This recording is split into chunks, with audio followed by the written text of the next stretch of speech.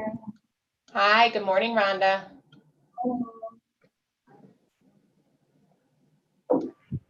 Good morning, this is Kevin. Kevin, we hear you loud and clear. Were you able to hear me, Rhonda? Yes. Okay, good. Thank you. Good morning, Jillian here. Hi, Julian.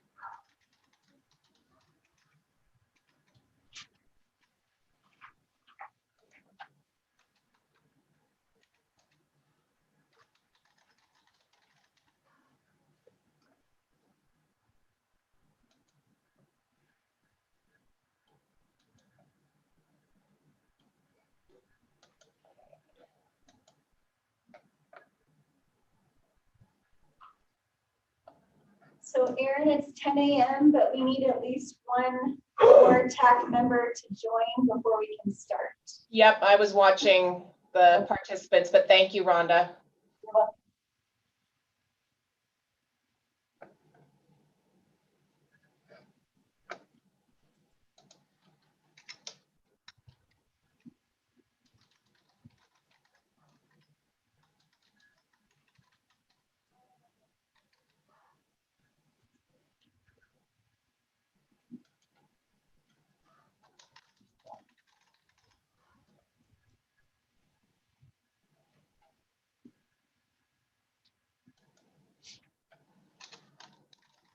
Okay, Erin, Jeff Milebeck just joined, so we do have a quorum of 5 TAC members available.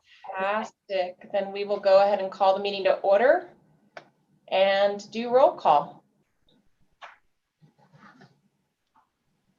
Thank you, Madam Chair, members of the TAC. Coconino County, we are expecting Lucinda Andriani, but she's not on yet. Coconino County Citizen Representative Jillian Thomas. Here, Rhonda. Thank you, Jillian. City of Flagstaff, Shane Dilly, we are expecting him, but he is not on yet. City of Flagstaff Citizen Representative Kevin Parks. Present. Thank you, Kevin. Metro Plan, Jeff Milebeck. I'm here. Thank you, Jeff. NAU, Aaron Stone. Here. Thank you, Aaron. CCC, Kurt Stull. Present. Thank you, Kurt. And our Economic Development Representative, Gail Jackson. I'm going to admit her right now. Let's give her just a second. Economic Development Representative from Econa, Gail Jackson. Here. Thank you, Gail. And we do have Mitesh Patel, our legal counsel, on the line, as well as DC Ramon Alatorre from the City of Flagstaff, who will be doing a presentation. And we have some staff on the Zoom call and in the room. And I'll turn it back to you, Erin. Great, thank you, Rhonda, and welcome everybody. The next item on our agenda today is the Safety Minute with Sam Short. Thank you, Madam Chair. November's Safety Minute is on the safety of wearing your seatbelts. So safety saves lives every day. They can only save lives, however, if they are used. And there are still many people in America who do not buckle up. Wearing a seatbelt can reduce the risk of fatal injury by 45%. This is why our community needs to know that wearing a seatbelt can make the difference between life and death. The Thanksgiving holiday is the kickoff to the busiest season of the year. With all the rushing around and holiday travel, it's a great time to remind motor vehicle drivers and passengers to buckle their seatbelts. To keep drivers and their passengers safe, Mountain Line is partnering with the U.S. Department of Transportation's National Highway Traffic Safety Administration, or NHTSA, to share an important life-saving reminder. Buckle up every trip, every time. Thanksgiving weekend, millions of Americans will hit the roads, eager to spend time with family and friends. It's one of the busiest travel times of the year, and unfortunately, that means more crashes. NHTSA is reminding everyone that seatbelts saves lives. Buckling up gives you your best defense against injury or death in a crash. In 2018, there were 22,697 passenger vehicle occupants killed in traffic crashes in the United States. 47% of those who were killed were not wearing seatbelts. NHTSA estimates that seatbelts saved the lives of 14,995 passenger vehicle occupants age 5 and older in 2017. According to the latest data available, if everyone had worn their seatbelts on every trip that year, an additional 2,549 lives could have been saved.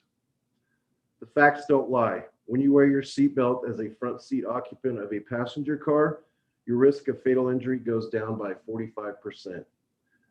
For light truck occupants, that risk is reduced by 60%. Please make this Thanksgiving different from years past.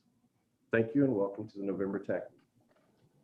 Thank you, Sam. A very important reminder indeed, so I appreciate that. Next, we have approval of the TAC minutes from our September 3rd meeting. I'd like to give first an opportunity if anybody had any clarifications or questions on the minutes.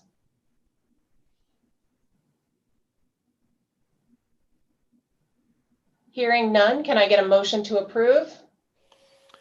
Madam Chair, I'll motion to approve. This is Shane. Thank you, Shane. Can I get a second? I'll second Gillian. Thank you, Jillian. All those in favor, please say aye. Aye. Aye.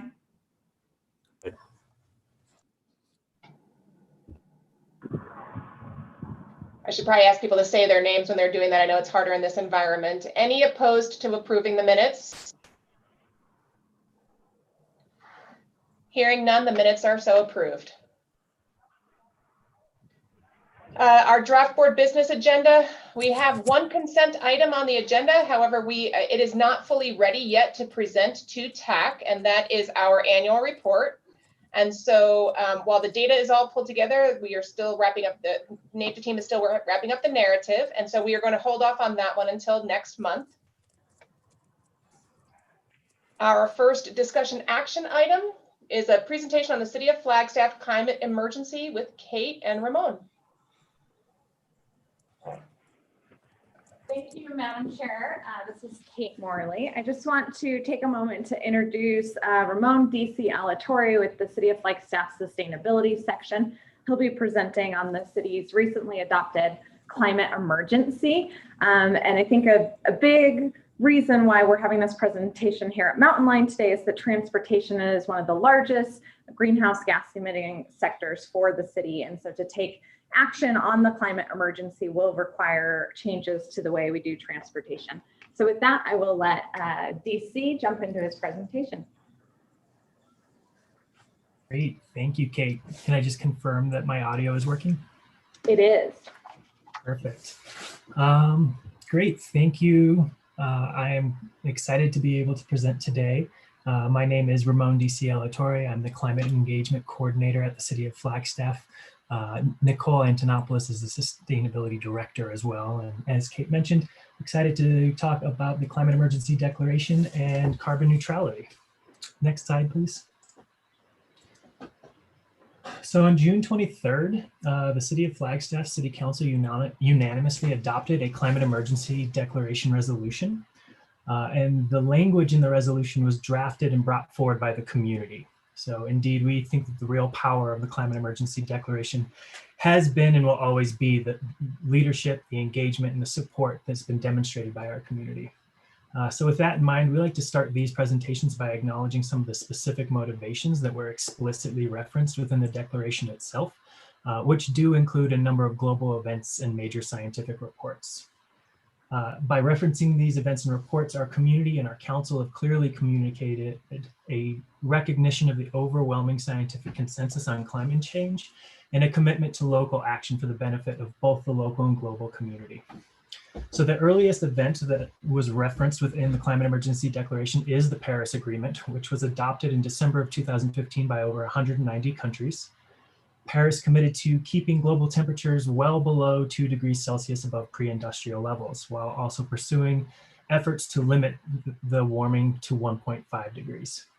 In June of 2017, the US announced plans to withdraw from Paris. And in response, many US states and local governments started stepping up to take the lead on climate action, making pledges to live up to Paris at a minimum.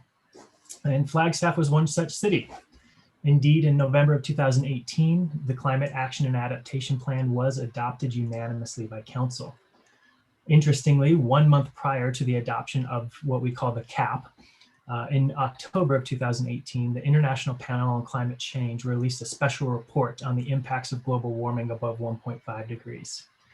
This report compared the warming scenarios of 1.5 and 2 degrees and concluded that 1.5 degrees of warming, the impacts and suffering would be significant, especially for the global poor. Following this report, limiting warming to 1.5 rather than 2 has become the global consensus target. And then the final report that is referenced again specifically in the Climate Emergency Declaration itself is the November 2019 UN GAP report.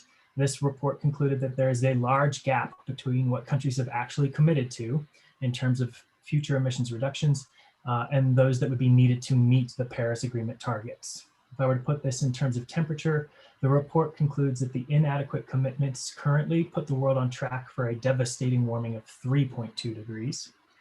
Additionally, the GAP report concludes that there is relatively little carbon budget remaining, about 8 years worth of current emissions before we would pass the threshold for 1.5 degrees warming.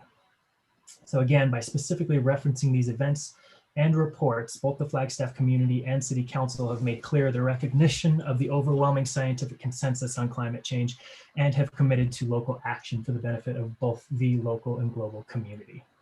Next slide, please. So zooming in from that global perspective to a more local one, I'd like to take a moment to outline how the Climate Emergency Declaration came to be here in Flagstaff. September 20th, 2019, the Flagstaff community came together during the global climate strike. There was a large event all over Flagstaff, but especially at City Hall. On that day, they started gathering signatures, and in 4 short days, they had enough signatures to be able to submit a citizen petition to City Council. In January, it was heard for the first time at Council. January 28th, there were over 3 hours of public comment. And after all of the comment, the Council approved to move forward with it. Resolutions have to be heard twice before they can be adopted.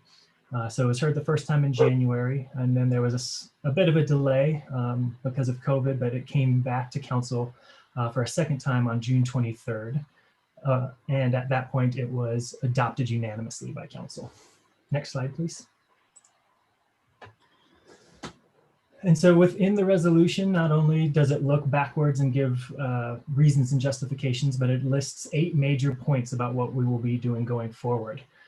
These are the 8 points written in somewhat simplified language, but I'm going to just take a moment to go over them. It calls for a dramatic increase in ambition to fight climate change.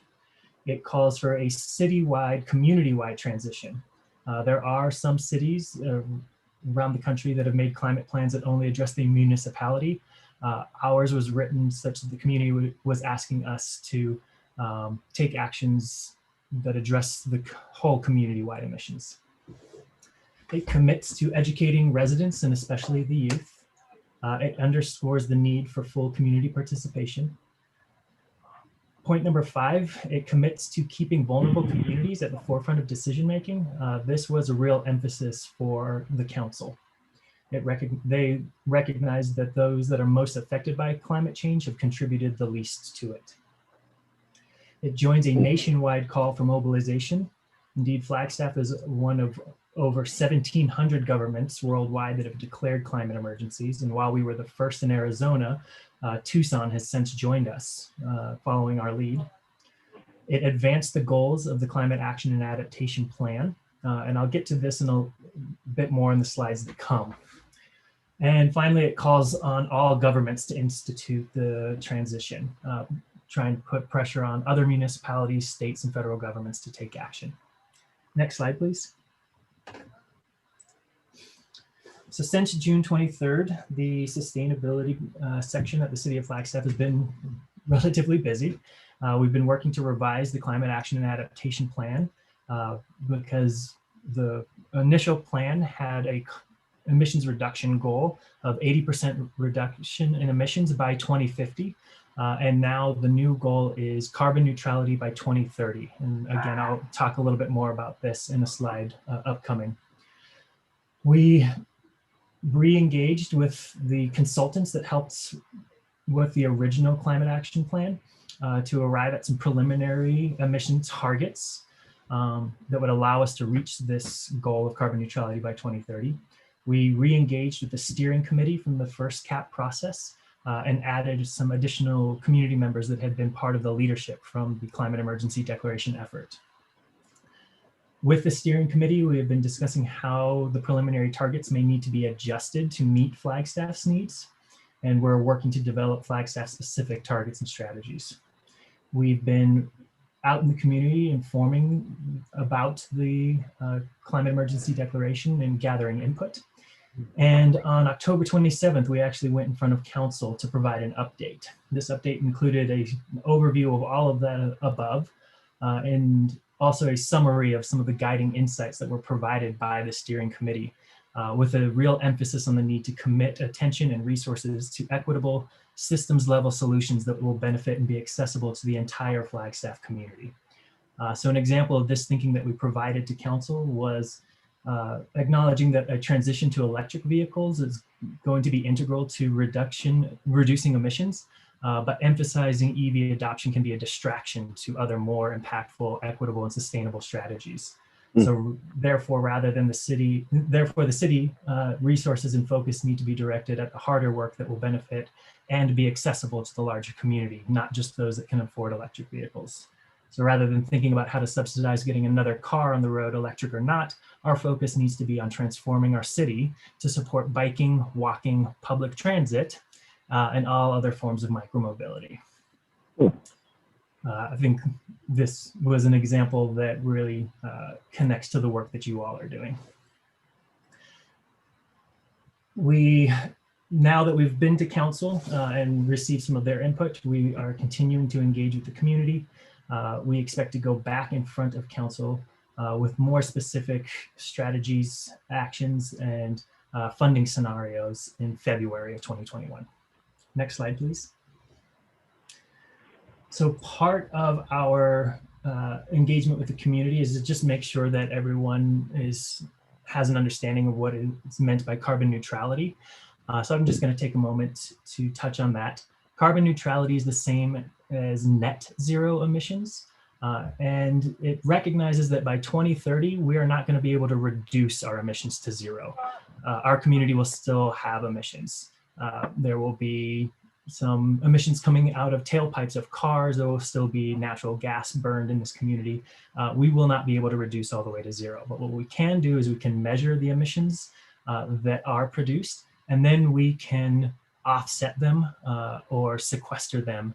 And there are a number of different ways to do that, which we will be exploring with the community and with council to determine it. So essentially, the two sides have to balance. If we measure that we have emitted 211,000 tons of carbon dioxide in 2030, then that means that our carbon sequestration obligation would be 211,000 tons of carbon dioxide, or carbon dioxide equivalents. So they have to balance. Next slide, please. And so this slide is intended to just put into context the new goal compared to the original cap. The original cap started with our baseline of 2016, and that black line that you see at the top is the business as usual emissions line. If we were to take no action, then we would expect that emissions in our community would increase over time as the population increased, as economic activity increased, et cetera. The original cap was looking to reduce carbon emissions by 80% by 2050. So that's the yellow line that you'll see there.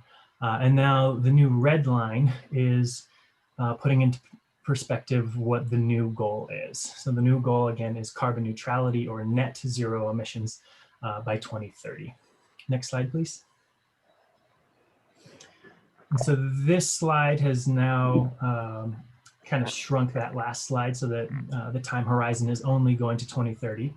Again, we have our business as usual line at the top. And this is starting to look at some of the preliminary reduction targets that we've been having conversations with the community and with the steering committee about. And essentially what we need to do is go from the business as usual line all the way down to zero. And on this chart, you will be able to see a number of different sectors and some potential reductions that we think might be able to be worked towards. So that top line is solid waste management. If we were able to reduce the amount of material sent to the landfill and potentially do some gas capture at the landfill, then we would be able to reduce emissions by the amount seen in that blue wedge.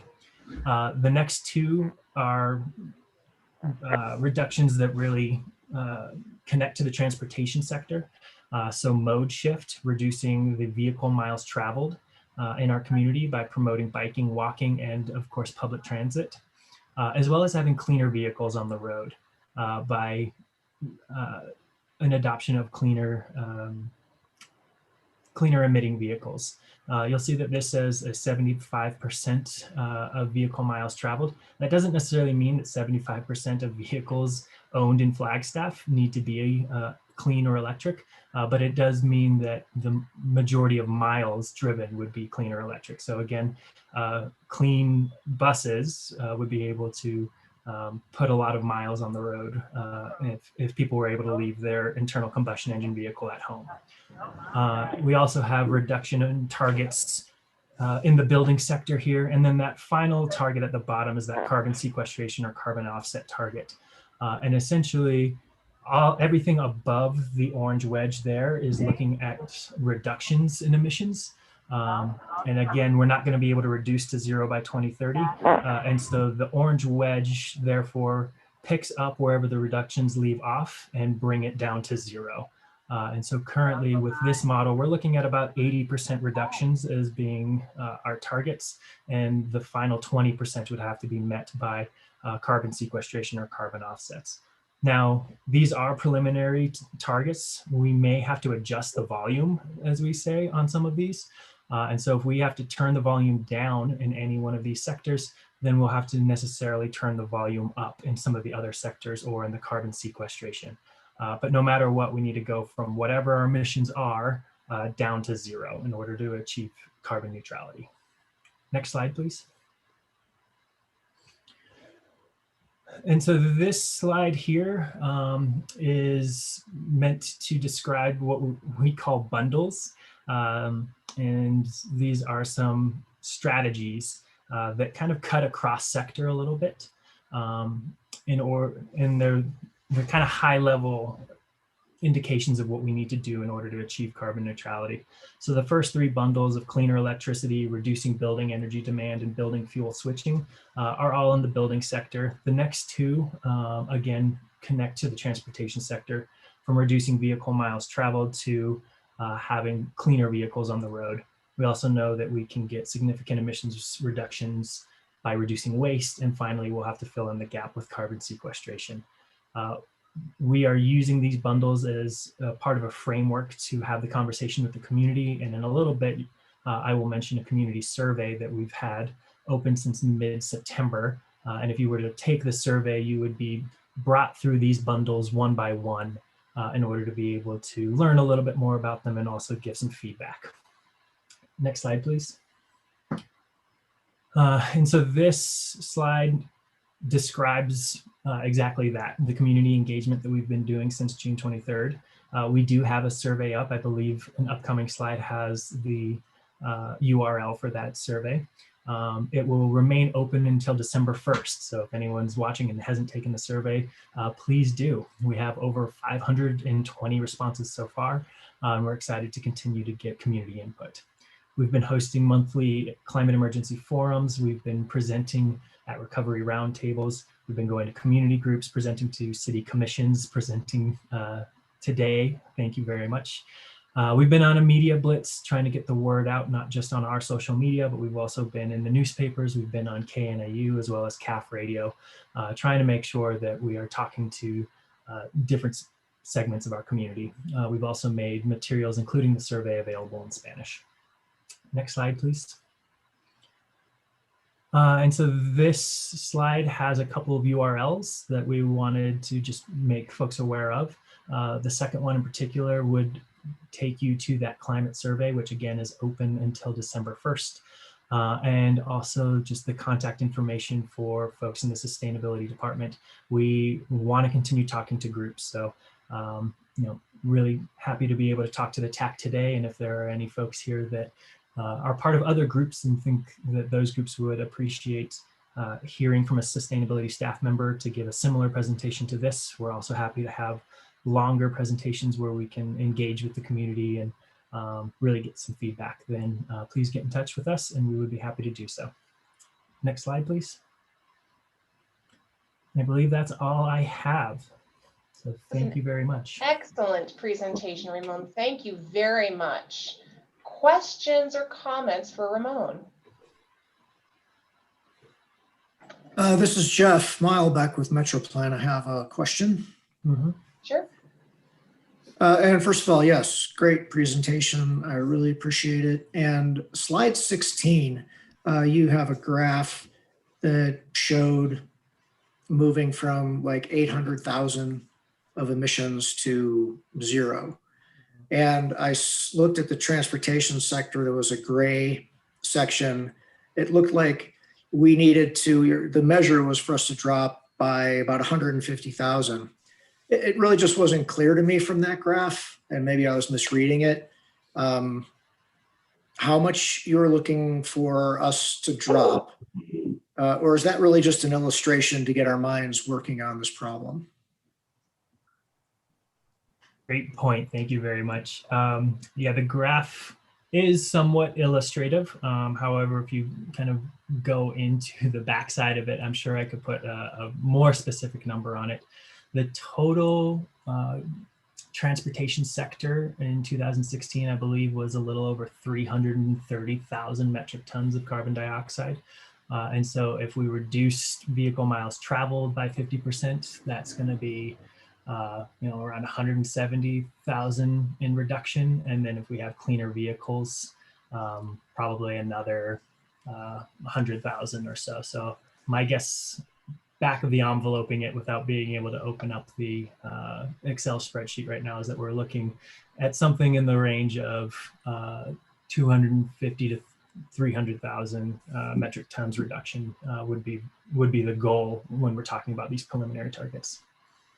Okay, thank you. And then I have another question, if I can, Madam Chair. Sure. I noticed a reduction of 15% for air travel. Mhm. And I just really not trying to put you on the spot here or pin you down. I just like to get a sense of when the city has a policy, it seems to increase air travel as an economic development tool. And as really many people put a lot of effort into increasing the robust levels of service at the airport. And then there's this plan to, decrease emissions. Do you see that as a reduction in service, more efficient plane technology? Any thoughts on that? Yeah, that's actually a very keen observation. And one of the reasons that we keep it on there is for being able to discuss how these preliminary targets were developed somewhat rapidly. They are based on our emissions. And that we then need to go into the community and have these types of discussions. And so if we're not going to be looking to reduce the air travel by 15%, if in fact we're interested in continuing to promote the airport and economic development that way, we want to acknowledge that. And as we say, kind of turn the volume down on that reduction target. But we keep it in there to be able to say, if there are places where there are tensions and we're going to have to turn down the volume on a target that was in the preliminary development of these targets, it means we're going to have to turn up the volume in other places. So I do think that air travel is probably going to be a place where having those discussions with the community, with council, we may be changing that one or eliminating it altogether. I'm not sure exactly where it'll go, but it does need to be out there in order to be acknowledged that we're going to have to turn the volume up somewhere else. Thank you. That's a very good question, because there may be other places too where there's conflicting priorities. So thank you for those questions. Mhm. Any other questions or comments for Ramon?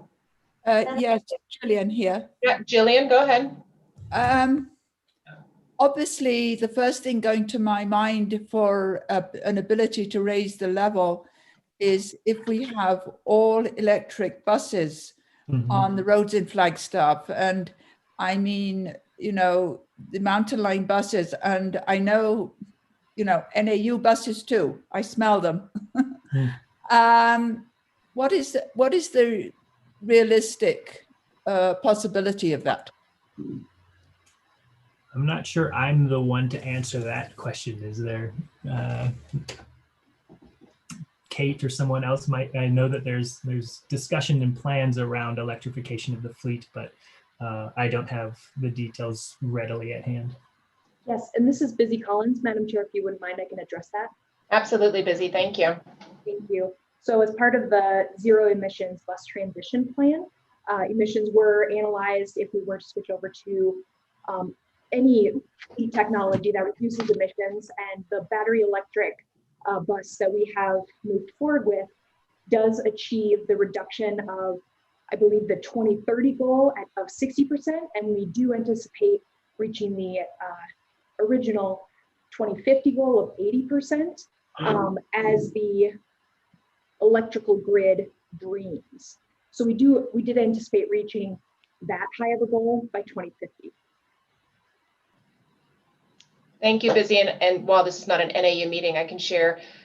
So we are also,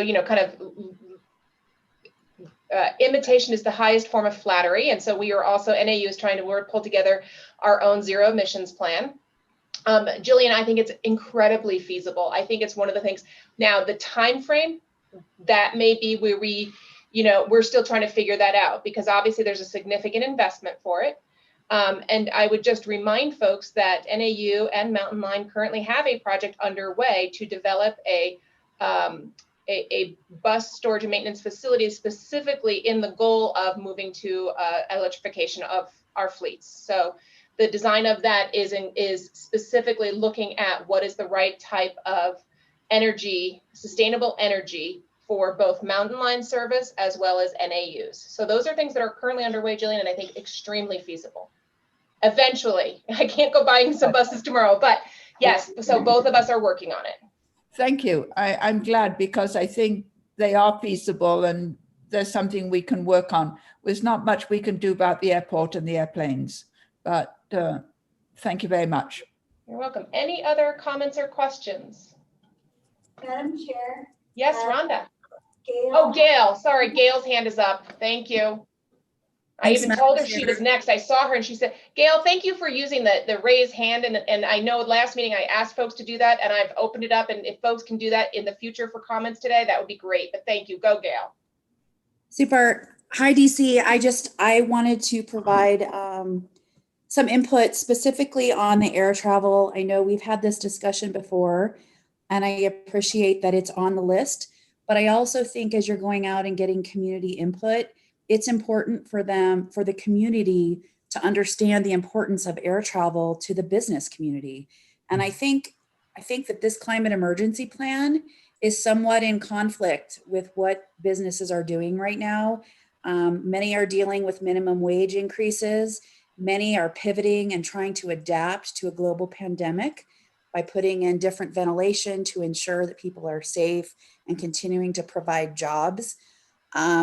So I don't want to dismiss the climate emergency. I do think that it's important, but having that on there, I think a good comparison would be, flying to wherever you're going versus driving back and forth to Phoenix. What does that look like in terms of carbon that's being emitted to the air?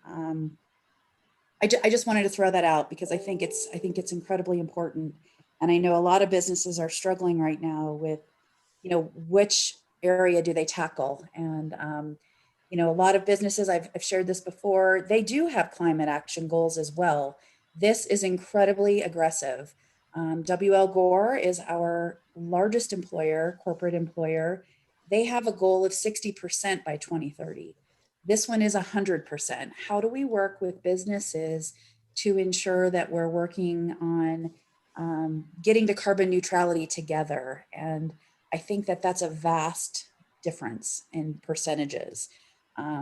So I recognize that council has, approved this, and this is what's going forward. But I also think we need to have solid actions and strategies that are doable to move that forward. And one last comment, I just wanted to, you mentioned the 2016 330,000 tons. Where are we now, 4 years later, in terms of the amount of carbon that's being emitted? Is that something that you have access to? Sure. So I'll try to address as many as I can remember. Thank you for all of the comments. As I was mentioning about the air travel slide, that slide is still about those preliminary targets, the conversations that we've had with you and other members of the steering committee, as well as the conversations we're having with the community. We expect that kind of wedge slide is going to shift, wanting to make this a Flagstaff specific plan. So the air travel has remained on there as a preliminary target so that we could have that conversation about trade-offs. And if air travel comes off or changes, the need to increase the volume elsewhere. So, I agree and I appreciate, and I don't know exactly where the air travel goal will ultimately end up. But we've been hearing certainly from you, other members of the business community, this concern about the air travel target, and it's certainly being considered and going into the model. So, but again, we wanted to keep it on there so that we can acknowledge where if we're making concessions in some places, it means we're going to have to turn up the volume in other places.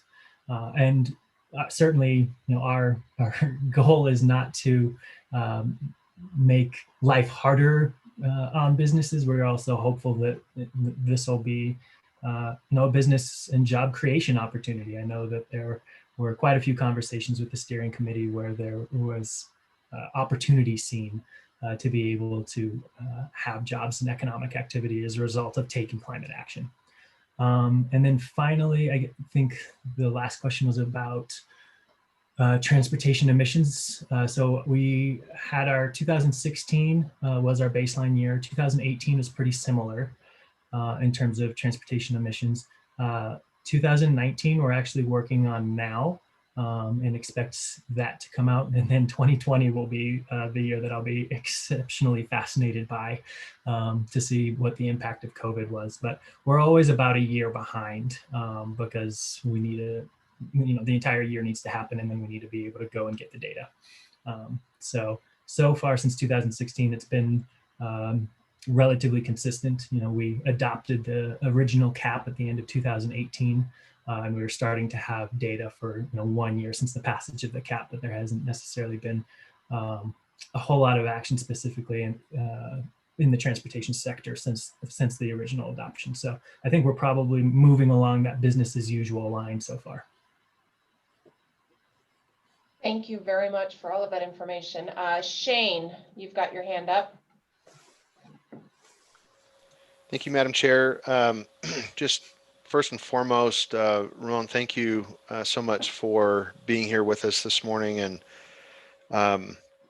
and sharing this important message. The council did approve this, and I might add, quite enthusiastically. And there's a lot of interest with our city council in terms of moving this forward and in an aggressive way. To other points shared. Gail, I really appreciate you raising your voice, and it sounds like you've been constant in that messaging about the reality check and how we do this in a way that doesn't cut off our hand, doesn't cut off our nose, I guess, despite our face. There are other conflicts. When we have historically gone out to do public surveys, just generally with our community,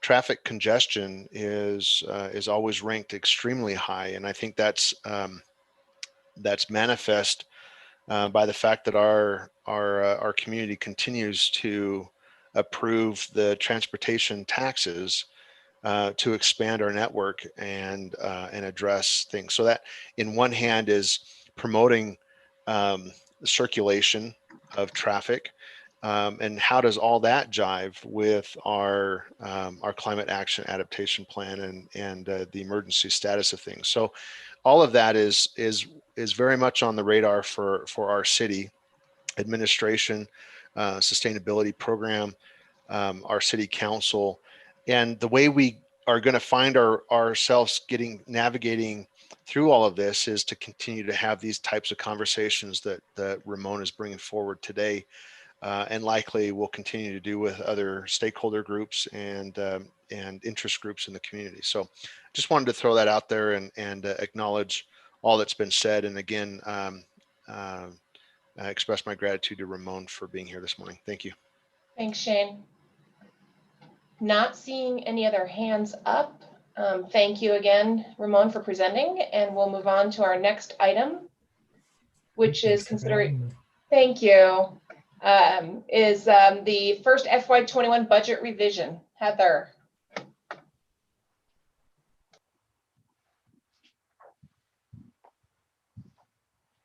Good morning, Madam Chair, members of the Transit Advisory Committee. Today's action, as recommended, the board will be considering later this month, is related to the compensation study and the fiscal year 2021 budget.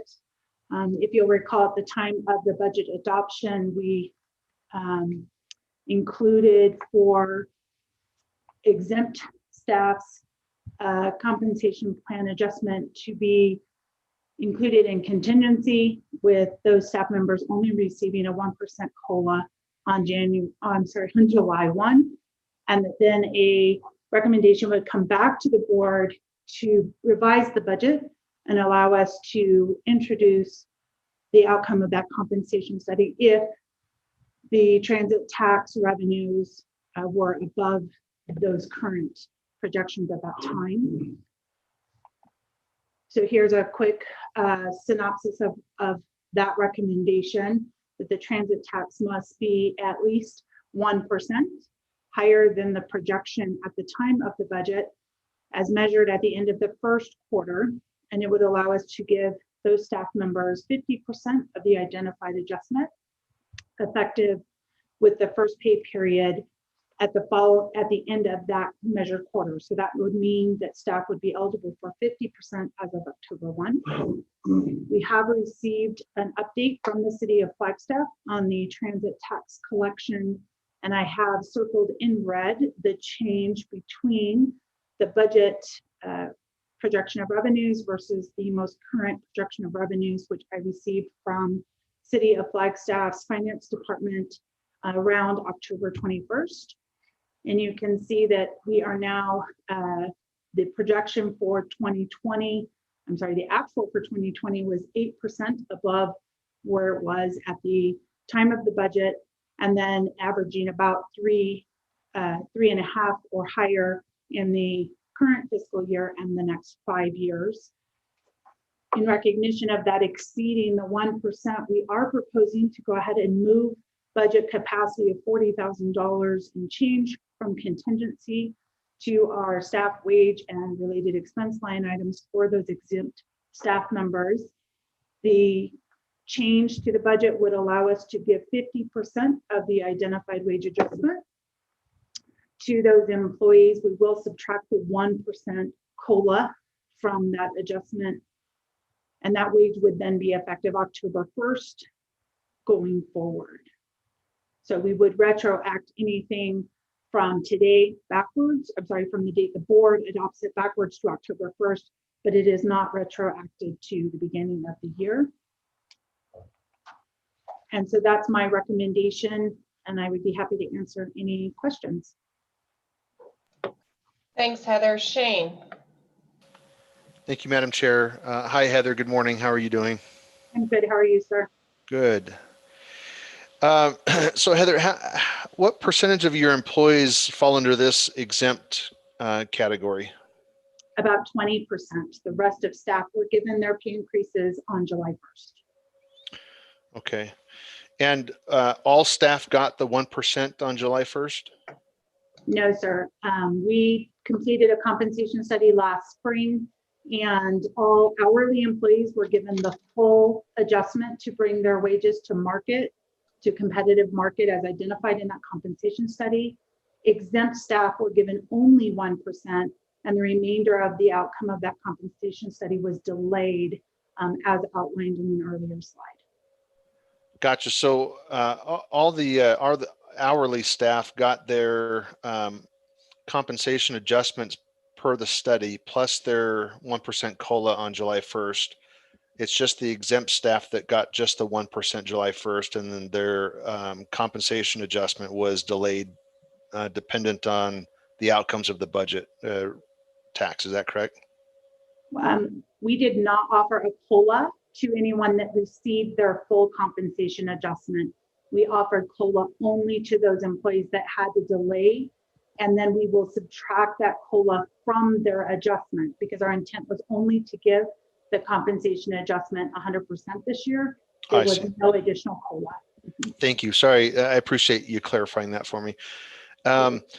So I did confirm with finance. You know, it's interesting to see how the pandemic is impacting our tax revenue as a city, and as stated by Heather, our projections and what we're seeing in terms of tax that impacts Mountain Line has surprised all of us, but it is in fact the case, and we're performing a lot better than we thought we were going to be performing when we tried to do some projections several months ago. So I did want to state that I have also confirmed these numbers with our finance department. Just a quick question, Heather. Can you just elaborate a little bit on the need for tapping contingencies to move forward with this, as opposed to just waiting to make sure that the money's in the bank? Just questioning that. Thanks. Thank you. If I can address that, Absolutely. When we adopted the 2021 budget, we purposely put in a line item called contingency the money needed to offer this pay increase to staff as a way to ensure as revenues were projected to perform better than expected, we could introduce that in a phased approach. So we put that and other items, including some travel costs, in contingency specifically to fund those expenses should revenues allow it throughout the year. Thank you. So that's just kind of a holding. It's a paper mechanism to hold allocation for when we saw better times, just to make sure that the allocation though is there and you have the budget capacity to spend when appropriate. Correct. And then we offered that we would retain the permission to move that item out of contingency with our board of directors. Thank you, Heather. I as usual, I appreciate your time in explaining this a little bit. And Madam Chair, I'm ready to make a motion when appropriate. So I believe it's board of directors that would do the approval. We just serve as the feedback group. Correct, Heather? That is correct. Thank you. Yep. That's correct. Thank you. Sorry. That's okay. I get confused too. All right. Any other questions for Heather? All right. Hearing none and seeing no hands, we're going to move on to the purchase of a 5-year transit plan with Busy. Thank you, Madam Chair, members of the TAC. This is Busy Collins, transit planner. Later this month, I'll be asking the board to approve the purchase of a 5-year transit plan.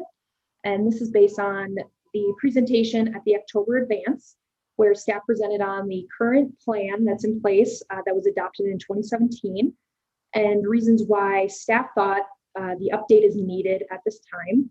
And then we broke into small groups and we asked what the board and TAC thought. And to summarize, what staff heard was support for the timing of the update, the public process that will develop growth scenarios, and for information that can enable the board to make a decision about a tax question in 2022. We also heard instructions from the board and TAC, including ensuring that the plan has a shelf life if the tax question is not in 2022, but rather 2024 or later. And so we did add the option for midlife update into our scope. We also heard instruction to examine non-tax models to pay for service growth scenarios, that the high frequency on main corridors of Flagstaff is critical and the 2017 plan frequencies are still relevant, but also to look for ways to provide coverage to underserved areas and areas of future growth through innovative and cost-efficient methods, exploring how growth can fund coverage to new areas. We also were instructed to tier the funding options to right-size the transit tax question. And finally, to have a very robust public process to build grassroots support for transit service growth. And this feedback has since been incorporated into the scope of work. If approved, the next steps are for Mountain Line to submit the grant in November. The grant would go to ADOT. And we're anticipating to hear back on whether we were awarded the grant or not in December. And at that time, we would release the RFP to procure a service. And ideally, kick off the plan in January, depending on how the procurement process timing goes, but ideally January as soon as possible in 2021. And then throughout 2021, we'll be engaging the board early and often in the process. We anticipate the plan to be completed in November 2021 and then seek board adoption of the plan in December of 2021. And we have identified $273,000 for this plan. That includes the consultant fee, which we are estimating about $200,000, as was identified in the October advance, and an additional cost for staffing and administration of the grant. And staff does believe that the timing for the update is still relevant, even if funds are not awarded. So if ADOT does deny the grant funding requests, staff will use the transit tax revenue to purchase a 5-year transit plan. And staff believe we have adequate funding to complete the plan based on tax projections presented at the October advance and just a little while ago in today's meeting, showing an increased amount of tax revenue and the CARES Act providing $7.2 million that can be used to fund the plan. And so now staff is seeking approval to apply for and execute an ADOT 5305E planning grant to support the project. And I'll address any questions that you may have about this. Great, thanks, Busy. I don't see any hands raised. Are there any questions for Busy at this time? Oh, Shane. Hi, Busy. How are you doing? I'm well. How are you? Great. Thank you for your presentation. Really appreciate it. So I don't necessarily have a question. I think that your proposed follow-up really satisfies the ask from the board based off of the advance. And so I think it all makes sense. As I was reading through the staff report, I'm going to focus specifically there on the fiscal impact, and it gets to a comment that you just made that seems to not be in the narrative for the presentation itself, or the content of the presentation itself. And that's this, there's a statement here. It says that staff are proposing to complete the 5-year transit plan off budget through other capital project savings, even if the ADOT grant is not awarded. And I understand why, based off of everything on the table.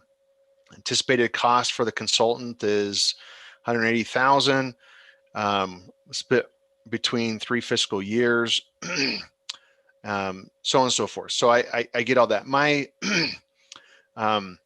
my observation is that is this something that staff can do administratively, where regardless of the outcome for the grant, administratively, you don't need the board's approval to go ahead and use the capital project savings. You reference it as an off-budget method. Does the staff have the authority to do that, or is that something that you need board approval on as well? And if the answer to that question is yes, you need board approval, then my recommendation would be to take that language and specifically insert it up at the top in the recommendation paragraph, so that it's clear that what staff is looking for is you're asking for authorization to execute the grant and delegate authority to Heather to administer that and work through the project. But in the event that we're not successful with the grant, you're asking for authority to just go ahead and move forward using capital project savings. So it's just an observation, Busy and Heather, that I noted in my review of the minutes or the staff report. And then under alternatives, you've got 2 alternatives that you're recommending. I don't know if that's normally how you guys handle that with your board or not, but it makes sense to me that if in fact the answer to the question is you do need board authority to move that forward, even if you don't get the grant, that you would also insert similar language in either of those alternatives that you're recommending. So anyway, thanks. Just an observation. Appreciate it. But that was a great presentation, Busy. Thank you. I appreciate that question. And I do just want to address that board approval is needed for this item because it was not in the FY21 budget, since just with all of the updates happening in the community, and we needed an update to this plan at this time. And so that's why it was not originally in the FY21 budget, and we are bringing it to the board for approval at this time. But I'm sorry, Busy, and Madam Chair, I guess my point is that the staff report and your presentation are not clear on all that you're asking. And that's why my recommendation would be to insert that language that's found in your fiscal impact but nowhere else in the staff report or in your presentation, and make it more prominently placed that you're also asking for the board's support in moving forward with this project using capital savings in the event that you're not successful in getting a grant. Thank you. Thanks, Shane. So Busy, that makes sense to me. I hear what he's saying is basically saying to the board, we're asking for permission to do this, paying for it either with a grant, and if not, then these funds, so that you don't have to go back to the board later and say, hey, we didn't get the grant, can we now use these funds? Right, Shane, am I getting it? That's right. Unless Heather has the unless Heather has the authority to do it, without board approval, then that's a different situation. But what I'm hearing is that board approval is necessary, and I would suggest adding that to the recommendation and to your alternatives. Thank you. Thanks, Shane. If there are no other questions or comments for Busy, we will move on to the next topic. Thank you, Busy, very much. Thank you. Next topic is consideration of the Public Transportation Agency Safety Plan with Sam.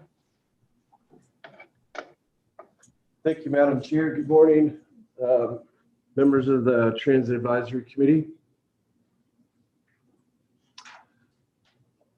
So as outlined in previous progress reports, you remember that FTA was requiring all transit agencies to come up with a Public Transportation Agency Safety Plan. Again, there's been several progress reports sent out within the last 12 to 16, 18 months about this PTAS. So it's actually going to be called the Mountain Line Safety Plan. Originally, we were required to adopt this plan by July 19th, 2020.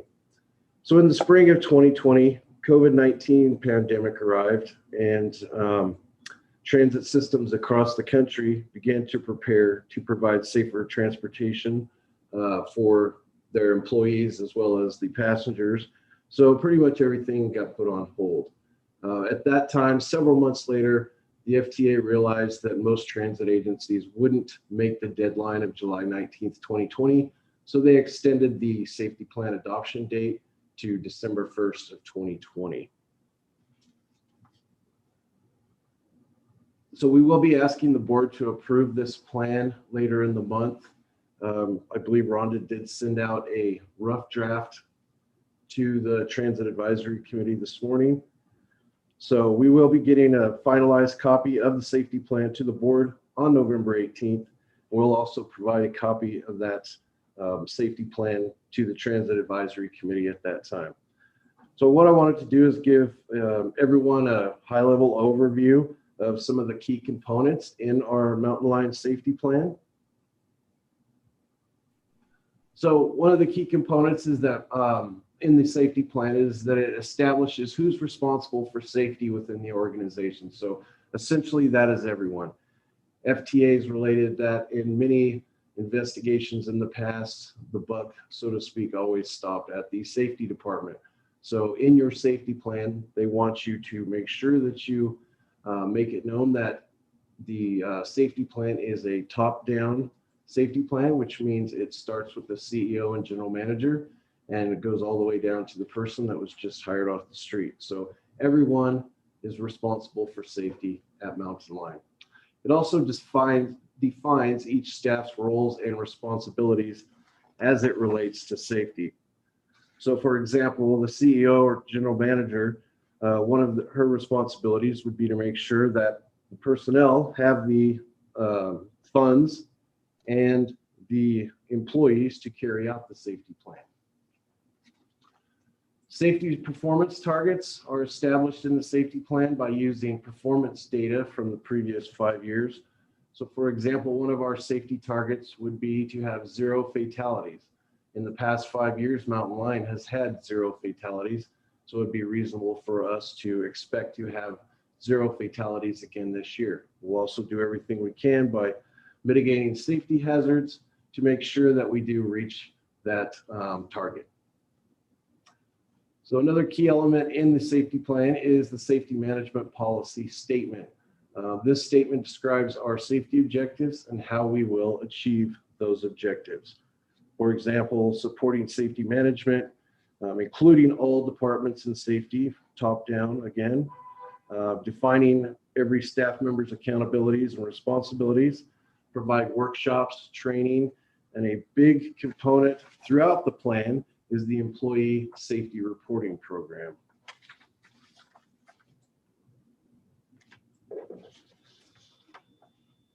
So one of the next important elements in the safety plan is the safety risk management process. On the slide above, you'll see our risk assessment matrix. So after you identify a hazard, this is how you would assess that hazard and how you should deal with it or attempt to mitigate that hazard. So you will assign that hazard a severity level and then also a probability level. And wherever that ends up on the chart, that will determine on what your reactions to that hazard should be and how soon it should be mitigated.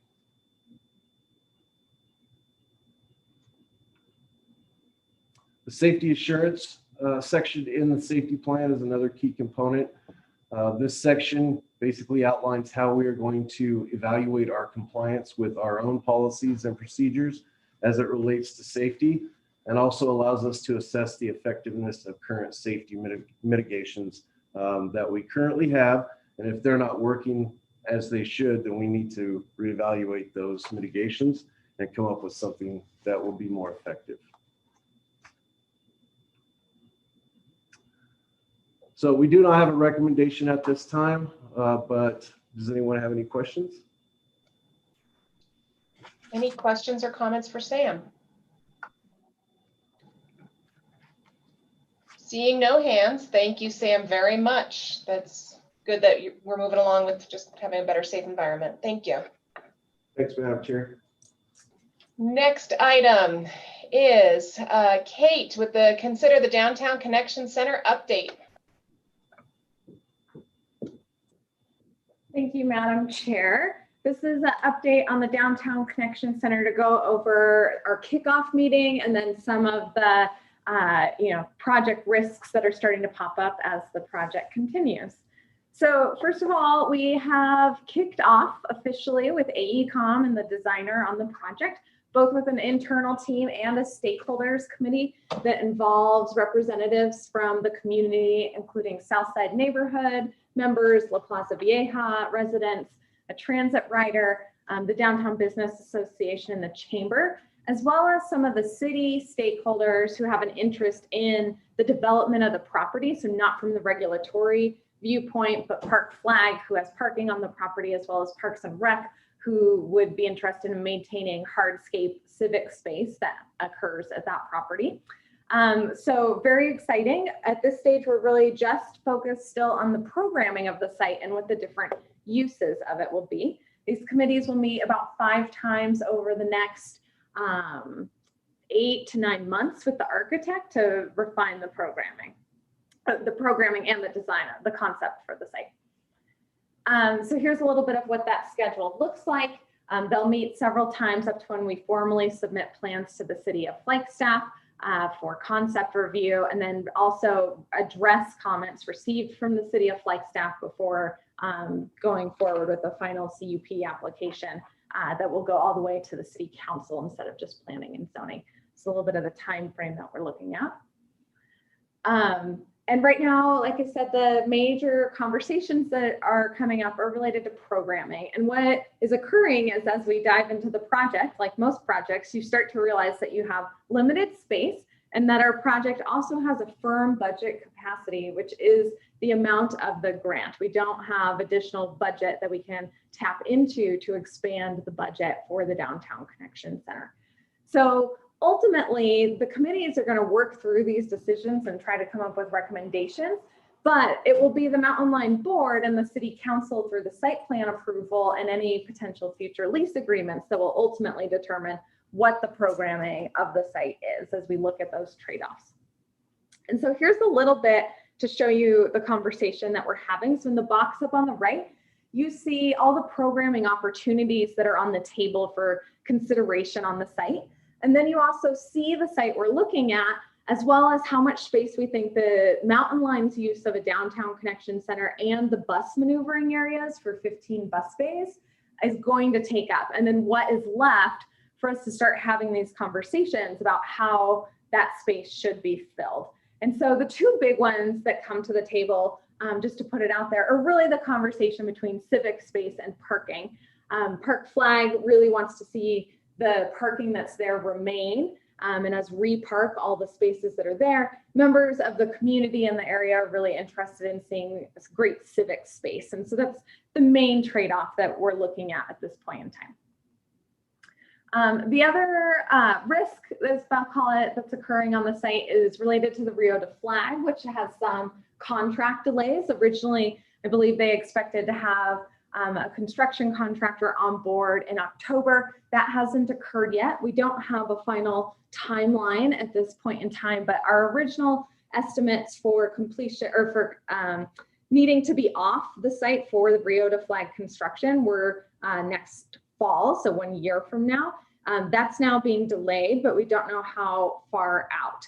And so obviously, as there are delays in the Rio de Flag project, there are impacts to the Downtown Connection Center project.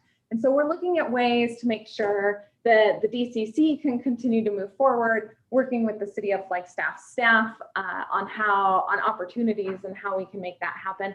But ultimately, until we have a better time frame for where the Rio is, we're monitoring at this stage. So we look forward to more information from the City of Flag soon. And then the other piece is that we put together a cost estimate with AECOM of what it's going to cost for us to have a temporary location during the construction of the Rio de Flag project. And I will say we were all a little shocked by the cost estimate of $1.1 million for a temporary site. And so that obviously becomes a concern for us because that's a lot of money to invest in something for a year or two.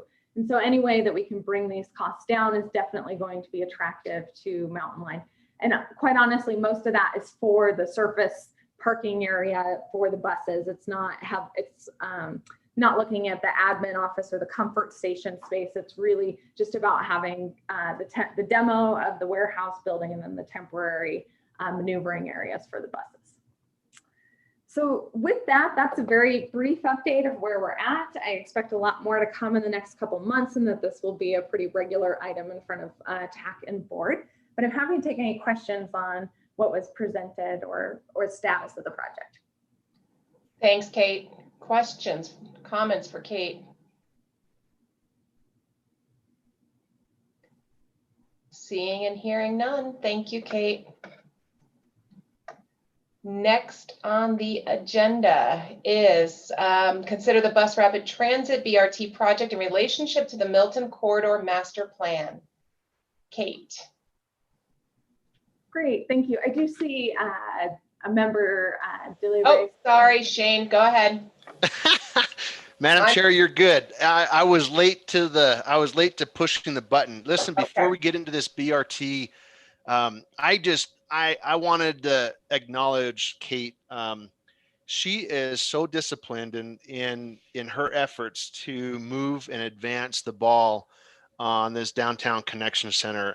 A real asset to the community and the team and to Mountain Line for sure. So I just wanted to acknowledge her effort. And I've thoroughly enjoyed being on this smaller working team with her to have these meaningful discussions on seeing success down the road. Thanks. Thanks, Shane. Thank you, Shane. Okay, BRT and Milton. Okay, great. So this is Kate again, also presenting on the Bus Rapid Transit project in relationship to the Milton Corridor Master Plan that ADOT is conducting right now. And I don't have any specific recommendation for the Board of Directors at this time, but I do have actions for them to consider, whether it be this month or in future months. But I do expect there to be results out of the Milton Corridor Master Plan that impact the BRT. So want to set the stage for that. So a little bit of history is up on the slide in front of you, and I won't go through it all, but I think the punchline here is essentially that Mountain Line first identified the option for a BRT in 2013 and has pursued several grants related to furthering the study and development of the Bus Rapid Transit project. And shortly after we were awarded a ADOT transit grant for the project, North Central District really decided that they needed a vision for the Milton corridor before they could approve anything like a BRT. And so in 2017, kicked off the Milton CMP. Mountain Line has made small progress on the bus rapid transit project during that time, but ultimately is awaiting results of the CMP project in order to move forward. So we're still on hold with the project development phase of the BRT right now. And we anticipate a final answer from ADOT or a final plan in May of 2021. However, that a recommendation could come out in January that would provide direction for the BRT project. And just a quick reminder of the goals of the BRT project. They're enhance, connect, develop, thrive, and sustain. And you see some of the ways that we're measuring that each of those goals underneath. On the map on the right is the map of where the bus rapid transit line is proposed to go. It goes from Flagstaff Medical Center down to Woodlands Village along Milton Road. And then I also wanted to remind you a little bit about the CIG program, which is the Capital Improvement Grants Program, which is the funding for a potential bus rapid transit project in the future. And so if you look at the chart on the bottom, we are where the diamond is, or in the green box after the first diamond. So FTA was supportive of the grant we received from ADOT to do the project development phase of the BRT. And so we're in there. After that, FTA would review the outcomes of that and potentially agree to a small starts grant agreement. And what the small starts grant agreement is it's a capital improvement grant up to $50 million at an 80-20 split for a variety of capital improvements in the corridor. This could include new buses that we needed to serve the BRT, but also bike and pedestrian connections, smart signals, improved stations. Those types of things are all part of what a CIG project is. And the justification that we have to prove to FTA to move forward with the CIG program is benefits to mobility, environment, congestion relief, economic development, enhancement, complementing the land uses around it and supporting land uses, and then the cost effectiveness or cost per trip. And so I just want to put out there that whether or not FTA agrees to our version of a BRT succeeding and meeting these requirements is still a question. We don't have an answer from FTA yet. They need the results of a project development study to be able to determine that and decide if they would give us capital improvement grant funding after that. So jumping back to the Milton CMP a little bit, what's happened is over the last several years, we've developed a variety of cross sections and put the cross sections through 2 rounds of evaluation criteria to help rank them. We've done a little bit of public outreach. There was one open house initially, getting initial reactions to the cross section. We recently did a survey on the Flagstaff Community Forum, and ADOT is preparing for their last round of public outreach that I anticipate will go out in the next month or so. Additionally, North Central has made it really clear to project partners that their priority is traffic operations on Milton, which makes sense because they are a DOT that is running a state highway. And so that is really North Central District of ADOT's focus for the corridor. There are other project goals from the partners, but I think it's important to honor what North Central is looking for as the road owner of the Milton corridor. So ultimately, with this priority on traffic operations, Mountain Line is feeling pretty strongly at this stage that strong transit solutions are not going to be supported by the district as the final outcome. In fact, preliminary recommendations from the district include a no-build solution where there's no recommended improvements that are worth the investment to the corridor, and the corridor stays as is. And so ultimately, if there is a recommendation that moves forward that looks like that, it begs the question of what it means for the bus rapid transit project and Mountain Line's ability to move it forward and get FTA approval for the project. They are awaiting final results of the public outreach, but consistently, North Central doesn't want any bus operations that impact traffic operations, and BRTs really do. The magnitude of how much it impacts, I think, is debatable. But when you do put smart signals in that prioritize the bus, it does mean that cars may be waiting a little bit longer for the bus to go through that intersection. And so there's really no way to put a bus rapid transit and project in place without any impacts to cars. I think they can be managed, but not avoided. So knowing that this is probably where the CMP is headed, it starts to ask the Mountain Line TAC and board where we're headed with the BRT. And I have a couple ideas in there. One, we could just stay the course for the time being, keep staying involved, and return for a more formal consideration once there is a recommendation out of the Milton Corridor Master Plan. We could also seek support from City Council in some way to provide firm staff direction. So not only direction from our board, but staff from our strong direction from City Council and maybe other partners as well who are interested in the project. Because I will say right now it feels like Mountain Line staff is out there advocating for a BRT, and we don't have support of other staff at this stage, to be quite honest. So, so I think if there is a will for BRT to continue, I think we need more support from staff at other agencies to make that happen. And then 3, we could essentially, what I wrote here is abandon the project. We could let FTA know that BRT isn't headed anywhere. We could ask them to move the funds. They do have discretion. We could potentially apply them to the Downtown Connection Center or somewhere else. We have no guarantee that FTA would allow that, but FTA is being quite flexible because of COVID right now. And so if we were going to go this direction, it's probably a good time to do that. And with that, I'm seeking any feedback from the TAC on what they recommend we do or where this is headed.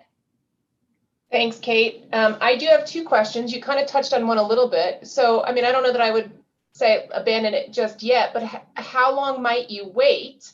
And then that's my first question. How long might we kind of just stay the course and wait for the recommend? I don't know how long, you may have already said how long you think that recommend. Oh, you said April, but maybe January for the final? Yeah, I think we'll have a very strong answer of where this is headed by January. Okay. But I can't guarantee that, but that would be my.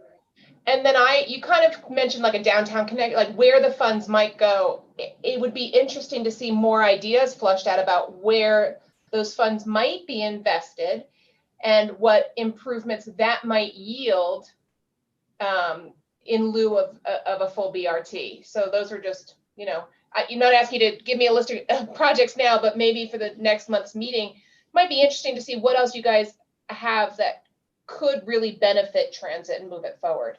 Yeah, I can give you a high level answer. So the grant is defined as like a busway. That's the way FTA categorizes it.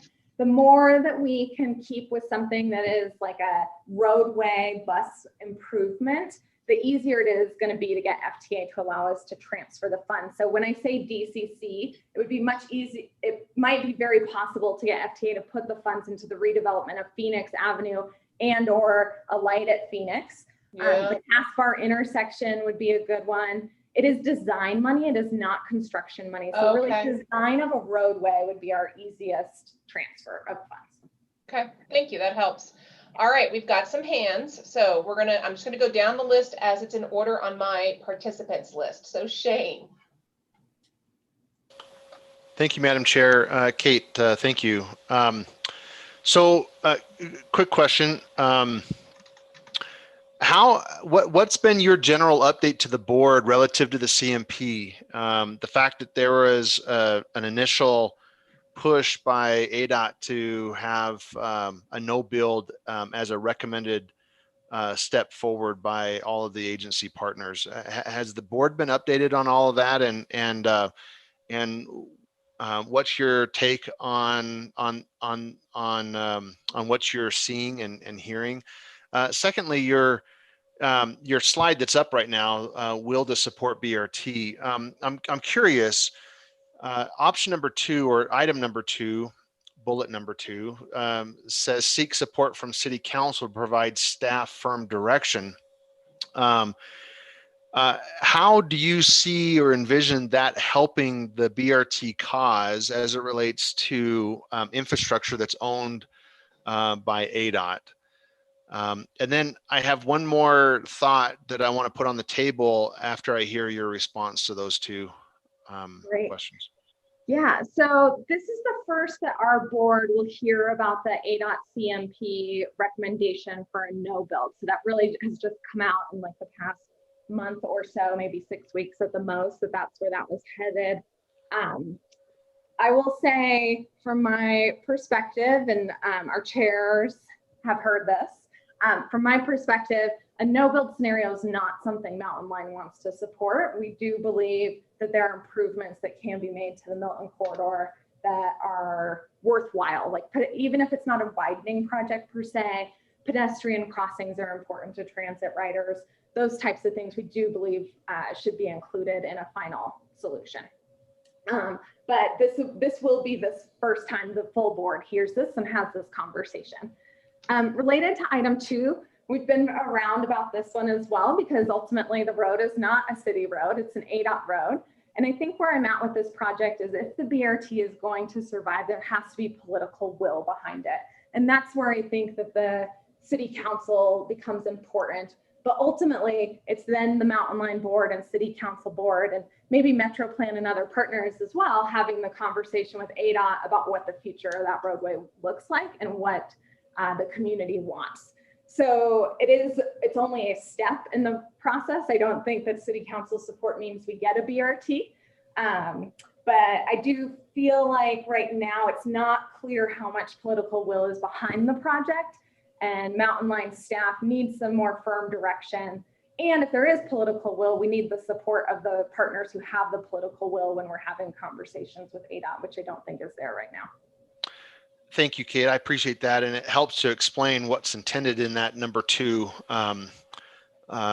bullet point. So might I suggest that I mean, in light of the fact that this council, wholeheartedly endorsed the emergency resolution for climate change, and we've got a very, very aggressive climate action adaptation plan in place, I'm hard pressed to see this council not want to support a BRT, because that promotes everything that the climate action adaptation plan is about, in my opinion. And so I think item 2 on this slide probably ought to reflect more of a lobbying effort. So you seek political support from the city council to join the voices of the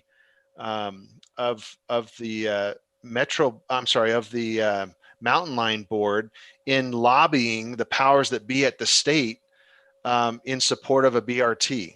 So I think I would suggest a bit of a reword on that number 2, because what you're really looking for is political support and that lobbying voice at the state level, perhaps even at the federal level, to make something happen with regard to the BRT. So that all said, let me just put my thought on the table. If at the end of the day, the BRT along state routes is in large part a no gain, we're not going to get anywhere, because ADOT's mission and purpose flies contrary in their minds to what BRT is all about. I'm wondering, are there options to explore a BRT scenario on other north-south corridors? I'm thinking about the extension of J.W. Powell. I'm thinking the improvement to Lone Tree that's funded, and whether or not that could satisfy an efficient and acceptable BRT solution to Milton. So just put that on the table. Thanks. Yeah, thank you for that. So I appreciate your suggestion. If that makes sense, I will make that change on the staff report. And then to the other one, so we have studied the alternative of like a backage road to Milton option through early studies of the BRT. So maybe a reared-in option, or even it was looked through to go to the west side of Milton, like through like, Metz Walk and the Safeway Plaza. Really what was found there is that it all slows the buses down over just staying in traffic on Milton. And so from an efficiency standpoint, we're better to just, to be in traffic on Milton with everybody else. I do think that as we look at JW Powell and Lone Tree, when you design a road from scratch, it's obviously much easier to incorporate some of the transit enhancements that we're looking at. I think we would have to start over with FTA and make a new application because the project is so different. And I do fear a little bit that if we tell FTA, never mind to this project, we want to go for another one, that they're not going to be very supportive of that, or we're going to need some years in between those asks. But I do think things could be designed early on, and then that becomes much easier. And maybe if we had the planning done and that funding wasn't from FTA, and then you could take a Lone Tree corridor design forward to FTA and say, this is what we want to do, would you support it? That might be easier than getting FTA to fund a whole new planning study. And then JWP, just generally, we're watching very closely to see how service or how that area develops and the density levels to see if that is something that we would support. One of the tricks, I think, to both JWP and Lone Tree is we're looking at an entirely new bus line or bus service, so the operational costs are much higher, versus on Milton, we're doing some creative things where we don't have to put out all new buses. Say we need 5 buses to run the BRT. We already have 3 that we can repurpose by using buses that are already supporting the area. So it's really only an operational addition of 2 buses. That might be really weedy, but that's just one of the thoughts in my head. No, Kate, thank you. Just for clarification, when I said Lone Tree, I'm sorry, when I said JW Powell, I was actually referring to that segment of JW Powell between Lone Tree and the airport. Not going out to Butler. I think that's further out there, but where we've got funding to create a new road, it seems like an opportunity lost if we're not factoring in the potential of a BRT along that route, because we know that that's going to help with some of the congestion mitigation issues on Milton. Thanks. Thank you, Shane. Very good questions. And thank you, Kate. Next, Jillian. I want to support all the questions and everything that Shane has said. I truly think we need to really lobby to get support from, and 2 places not mentioned by Shane were the county. And also, I think NAU, the BRT, is going to be invaluable to NAU. And of course, I'm sure Jeff with the Metro plan is going to be very supportive. DOT is cars only. That's what they get the money for. But we really need to battle them head on initially, but have in our pockets some lower, maybe just some money. Kate mentioned we need more crosswalks, we need better bikeways. Maybe they'll do the little things. What can we squeeze out of them on Milton? And of course, Shane has mentioned, let's start talking about our other options since we're dealing with a car-oriented agency. Thank you, Jillian. Excuse me. Next, Jeff. Thank you, Madam Chair. I really appreciate the discussion and the presentation. And I don't really have questions. I want to share some information about where I'm at with this project as Metro Plan staff, and some of the questions I'm going to be asking in coming weeks through Metro Plan's process. So kind of the first thing I want to say is, as Metro Plan, I'm really modal agnostic. It's not like I'm pro or against any particular form. I want to build a transportation system that works, that meets the policy objectives of the community. And I'm crafting a letter to ADOT project manager right now because I have questions about this possible no-build alternative being recommended. And as Kate laid out in her staff report, my understanding is that ADOT pursued this project, the Milton CMP, to come up with a vision for Milton. And the catalyst for doing that vision was because Mountain Lion received a BRT grant. So in other words, Mountain Lion got a grant for BRT. We did a plan for BRT, and ADOT said, before we can do a BRT, we need a vision for the corridor. And it's sounding like, and I'm not sure ADOT has been explicit, and I want to recognize and respect that nobody from ADOT's in the room. And so, I want to, that's a hard spot for them to be in, and I'm sure they've got good answers for this if they were here. But it sounds like if the vision is no build, or if the vision is minimize impacts on delays to automobile traffic, then I have questions. And it's just kind of hard for me to accept. And this is some of the stuff I want to share with ADOT. It's hard for me to accept. Maybe I'm just being stubborn, but it's hard to accept that no build is the best we can do. Especially when we, and when I say we, I mean collectively, when Mountain Lion has money on the table for transit improvements, and that money will be forfeit in a no build scenario, I think that's a really important question to ask and make sure you have the right answer to before any money is given back. So my interest is in having ADOT look really carefully at the options. I want to see a plan for Milton that all of MetroPlan's member agencies can support. It's ADOT's plan, and I would like MetroPlan to support it. I'd like Mountain Lion to support it. I'd like the county. I'd like NAU to all be on the same page. I hope we can get there. So to Kate's point, there's a question if FTA would consider the corridor eligible for $50 million. And let me say that again. Kate, as I understand it, said, look, here's the criteria for BRT. We're not entirely sure if FTA would consider the corridor eligible. Well, the reverse of that is if ADOT adopts a plan that's no build, it's pretty clear FTA is not going to consider it eligible. I mean, it's over.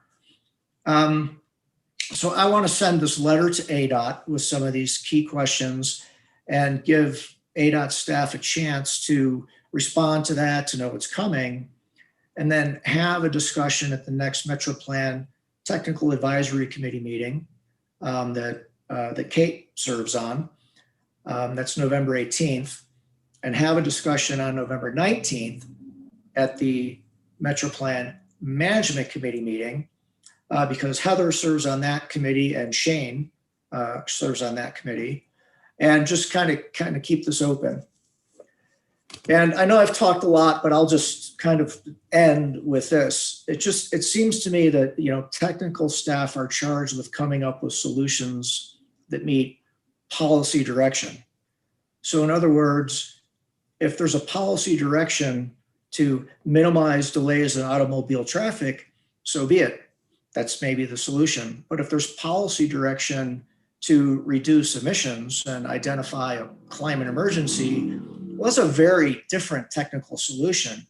And in all fairness, ADOT is kind of stuck in this, or they're not stuck, but they are positioned in a place where they're trying to navigate that space. And, it's not an easy one. So I want to continue to work with all the members to kind of open this up and come up with the best solution that's possible. And I think the spirit with which Kate is writing the staff report and opening up this discussion is really exactly what we need to answer it and move forward.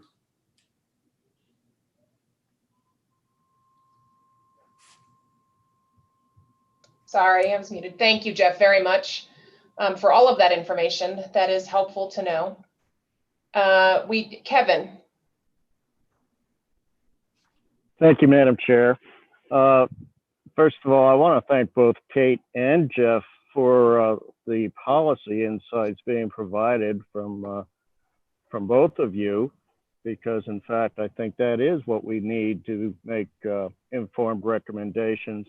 But I also echo Shane's remarks and would have made them myself, but just to emphasize how important the public outreach is to keep putting in front of the citizens of Flagstaff this how strong a connection there is between a bus rapid transit implementation and the reduction of emissions and notably traffic congestion, and how important that is to the Emergency Climate Change Initiative.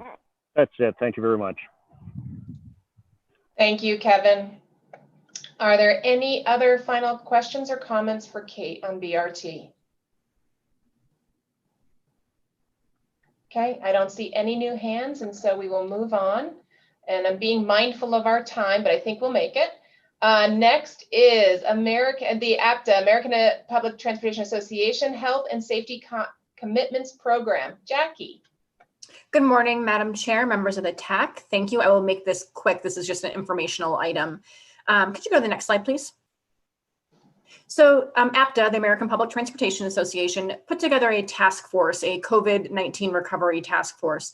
As we all know, public transit is going to take quite some time to recover from this pandemic. So this task force was tasked with identifying what would make riders feel comfortable coming back to public transit. So they did, it was a group of transit leaders, and they did a lot of surveying of riders and whatnot, and came up with this program, this health and safety commitments program that transit agencies can sign on to. So Mountain Line has signed on, we've signed a pledge and agreed to be part of it. You can see here on our bus, we have a lovely new emblem logo that is on all of our vehicles. Could you go to the next slide, please? And this is really the heart and soul of this health and safety commitments program. It's a four-pronged approach, and basically it's the complementary of the transit agency doing their part and the rider doing their part. So basically following all the rules, sharing information, staying healthy, things along those lines. So Mountain Line, we have adapted this to fit our needs. So if you go to the next slide. And this is a snapshot from our current landing page about COVID-19. It's mountainline.az.gov/health. So this is where we've kept all information about what we're doing for COVID-19 since the beginning of the pandemic. And here we outline exactly what we're doing is for these four principles that APTA has outlined and what we expect our riders to do. So I won't go through all of these. I think we've really identified to the board and TAC what we've been doing in this time. If you go to the next slide. Thank you. One thing I will draw your attention to, though, in the yellow box is making informed decisions. So part of this is giving riders information about bus loads, so how many people are on a bus at a time, so they can make an informed decision about whether they want to ride. We're not limiting our ridership, but we have our seats marked for social distancing recommendations, and we're letting people make their choices about whether or not they want to board. So we're not a system that has an immediate tool where someone can hop onto a website or an app and see how many people are on a bus at a particular time. But we are publishing a look back at a monthly ridership report that shows daily, the peak of each route, when the most people were on a bus on each route, the average of how many people are on a bus. So that information stays pretty consistent. So the idea is that if Route 3 tends to have 12 people on the bus at 3 p.m., maybe make a different choice, try and go at a different time. So that's the information that we are providing. Next slide, please. And we hired local photographer Jake Bacon to do a photo shoot for us of this time that we're living in. We knew that it's a difficult time, but 10 years from now, when we look back on it, I think we want to remember it and see how strange things were and how different things were. So he came out and took some pictures for us that we're able to use on this landing page in our marketing, as we're not doing an active push right now saying everybody come back and ride the bus, but we'll slowly be getting this out there. And we will, we want to make sure that we have the visuals to show our expectations and show what we're doing as far as keeping our buses clean. So that's all I have, and I'm happy to answer any questions. That's great. Thanks, Jackie. Jeff, I don't know if your hand is raised now or did not go lower, but I didn't want to miss you. I'm trying to put my hand down. My arm is getting very tired. Okay. But since you called on me, I think this is Sure. great. Thank you. Sure. And that concludes my comments. All right. Seeing no other questions or comments, hands raised. Thank you, Jackie. Thank you. And next is consider Yavapai County Sheriff's Office request for service. Estella. Hi, Estella. Thank you, Madam Chair, members of the TAC, Stella Hollander, Mobility Planner for Mountain Line. And staff is recommending that the Board of Directors approve the Yavapai County Sheriff's Office request for service to participate in the Mountain Line van pool program. So first, a little bit of background. So our current van pool program is for Coconino County. So any van pools that participate in the program must have an origin or destination in Coconino County. And Mountain Line provides a $400 subsidy each month for each van to lower that monthly cost. And the $400 is funded partially from grant funding, and then Coconino County pays the local match on that. And we have a contract with Commute with Enterprise to provide the vehicles for the van pool program. So the Sheriff's Office has sent a request to participate in our program and has requested for 2 vans in order to receive that $400 monthly subsidy. And the vans will only be traveling in Yavapai County. So that's why it doesn't, it's different than our current program, which is for Coconino County. And the Sheriff's Office has stated to pay the local match plus fuel costs for this program. And so Mountain Line has a service provision outside of NAPDA's boundary policy, and I'll go through the different criteria for that request. So first are the minimum requirements. So ensuring that all the direct costs are paid by the requesting agency. And the Sheriff's Office has stated to pay the local match on the $400 monthly subsidy plus gas costs, which is kind of an extra bonus for the van pool groups. Any indirect costs, and so this proposal does not include indirect costs. However, Mountain Line staff has calculated the costs of indirects, and they're very negligible. So staff recommends that this is not needed. The third point is that the service request is consistent with the mission, vision, and guiding principles of Mountain Line. And so I listed a few bullets on there. So it is in line with our mission of getting where you want to go, and our vision, which is the second bullet, to create the finest public transportation experience. And then the last bullets are a few guiding principles that help support this request. And so the final requirement under minimum request is that NAPDA can continue to meet all existing requirements to member agencies. And staff does believe that we can continue to complete our work without impacting the other programs. It might require some additional work from administration as well as a mobility planner, my position, but it is very limited. Kind of once the vans are up and going, it's really more the Commute with Enterprise, our contractor, that deals with a lot of the kind of day-to-day tasks. So there's additional considerations with this request. The first one, if the requesting agency has long-term funding. So the Sheriff's Office has committed to paying for 2 years, again, on those 2 vans. And both Mountain Line, the Sheriff's Office, Northern Arizona Council of Governments, NACOG, has also helped shepherd this effort. And so the 3 of these agencies can reevaluate after that period. That also aligns with the notice of funding for the grant funding that pays for that subsidy. So we can kind of reevaluate after that period if this was a worthwhile effort. The second bullet, so if no long-term funding is committed, how will this impact the service? And so essentially the Sheriff's Office would only pay for the Yavapai vans on the road. So if they happen to disband or if Yavapai County, ends up not having funding, the vans can either continue without the subsidy or, of course, disband. So this would not disrupt Mountain Line's original program. We would just, we could continue to focus on Coconino County vans if Yavapai County, if the Sheriff's Office does pull out. So the third bullet are there indirect benefits to NAPTA member agencies if the service request is honored. So a van pool program in Yavapai County has been a topic of desire for many years. So approving this service request could be kind of a first step or a stepping stone in getting a program into Yavapai County. And it just provides another option to enhance mobility and transportation options. Direct benefits to the Sheriff's Office. It can help with their employee retention and attraction by being able to provide affordable transportation option for their employees. So those are all of the considerations based on the service request.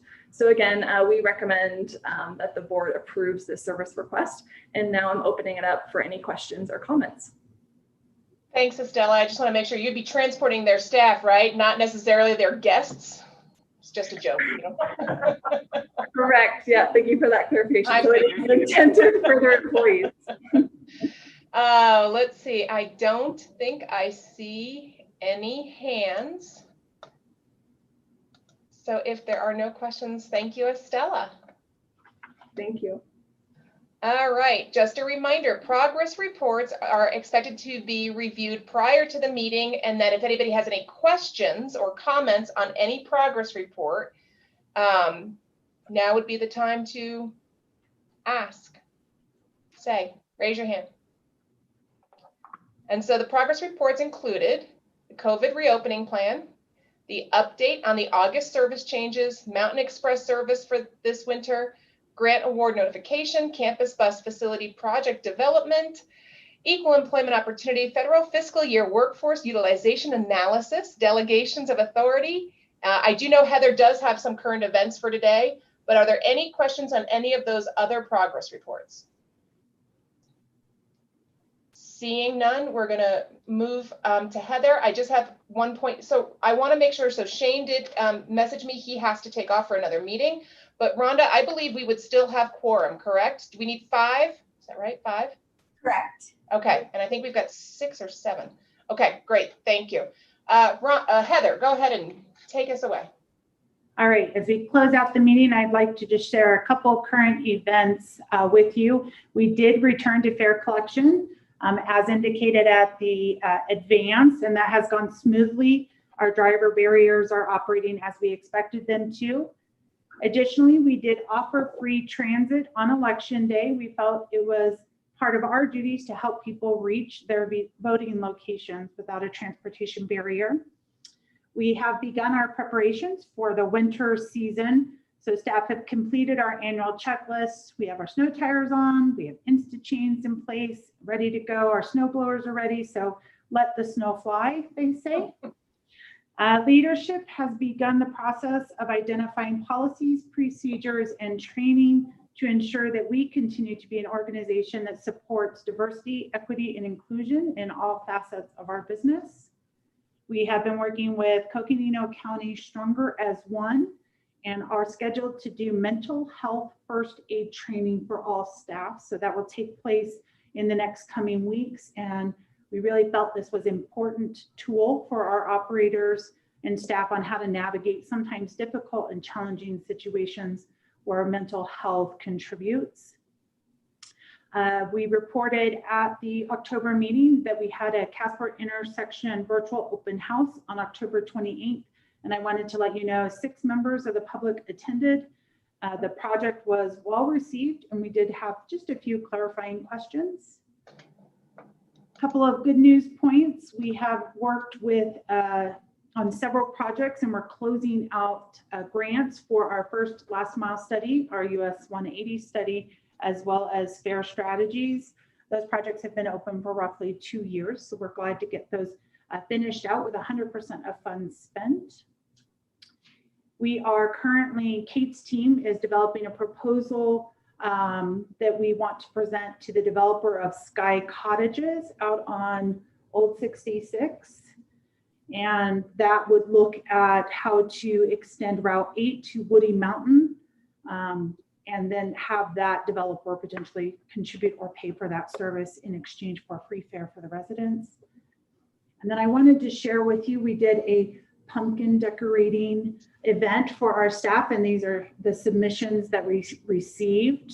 So I wanted to share those, lots of different creative ideas. 4 staff did receive recognition for their submissions.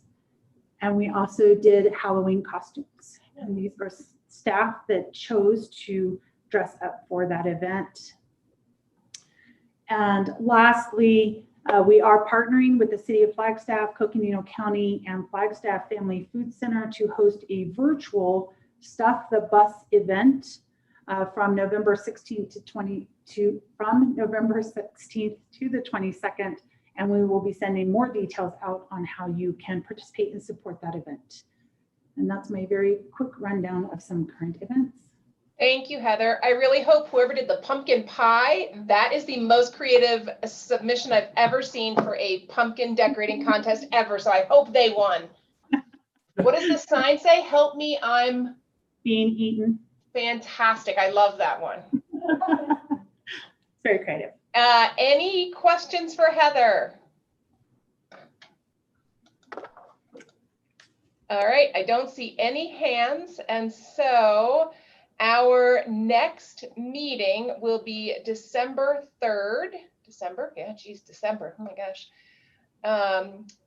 If there are no other comments or questions, I believe I do not. Oh, there's our meetings. Okay. I do not need a motion to adjourn, so meeting adjourned. How's that? Thank you, everyone. Have a great